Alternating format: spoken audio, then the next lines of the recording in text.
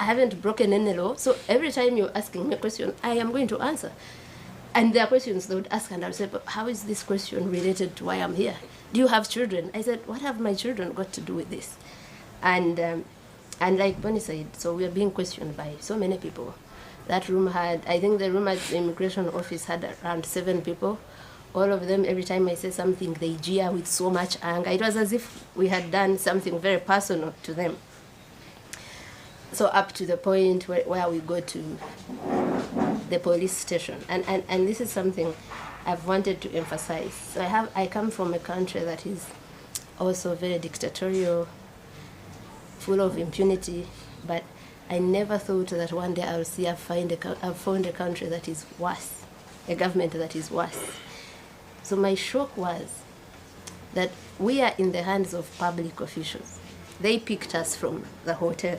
They told our colleagues, because the elder General Mwang'i asked the guy, I remember the first name being George, what's the issue? Why are you taking them? And they said, just for them to help us with some investigations, answer some questions. So the feeling was that let's not be accused of blocking any form of investigations. We have gone to answer the questions they have, however ridiculous, however disagreeable they are. But so these people know that the world, many people already know we are in their hands. We are taken to a police station. We're in the hands of a police officer. I am sure, like in any other East African country, even in Tanzania, the mandate of police officers, the core one, is to protect citizens and their property. So we are in the hands of people that are supposed to protect citizens. But this person, that guy that was, we later learned his name to be Faustin Mafere, called thugs to pick us from a police station, from his custody, without a care of, I am untouchable. Not just here in Tanzania, but everywhere. So in Uganda, they kidnap people. They torture people also. It's not a secret. But at least they kidnap you from a street so that no one knows who exactly is responsible for this. And many times they would deny, no, we don't know where he is or where she is.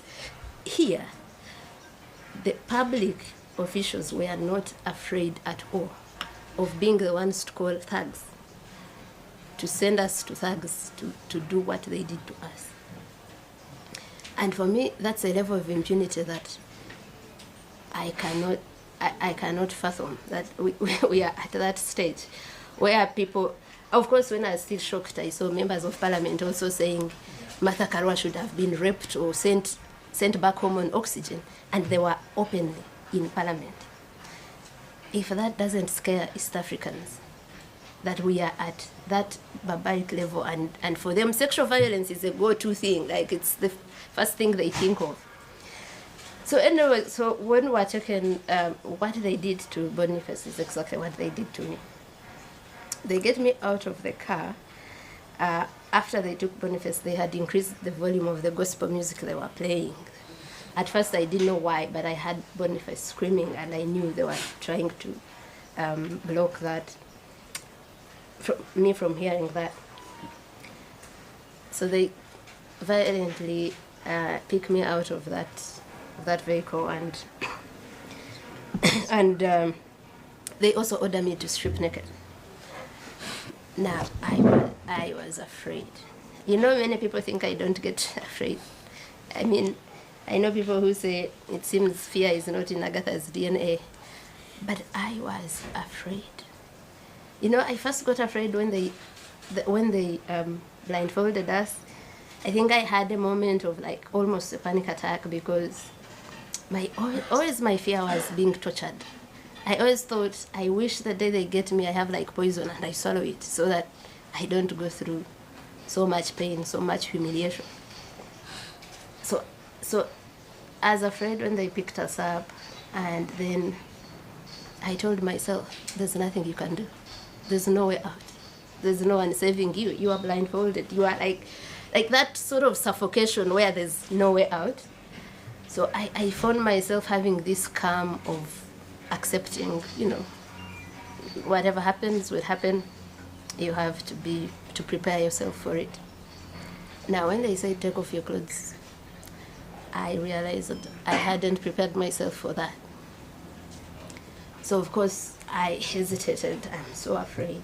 It had already been clear these are not people who have come to talk to you for a conversation where you can even beg or whatever. No, they had come with one instruction: inflict as much pain as you can. So before I say anything, there's one. I remember the first blow was on my back because I didn't undress immediately. And after that blow, they started taking off the clothes themselves, as forcefully, as violently as you imagine, because they're taking off and you're even about to fall down, because I had a jumper that is very tight in the neck, so by the time they get it out and everything, they take everything off. So there are layers of vulnerability. That is like the topmost. You're already in the hands of criminals, clearly. You're already blindfolded. Now you've been stripped naked. You don't know what's happening. You don't know what's in front of you in your, complete nakedness and all. So yeah, they tie me up. They first handcuff me, but before handcuffing me, they put my jumper that I was wearing to put the handcuffs on top. But still, it still left marks anyway.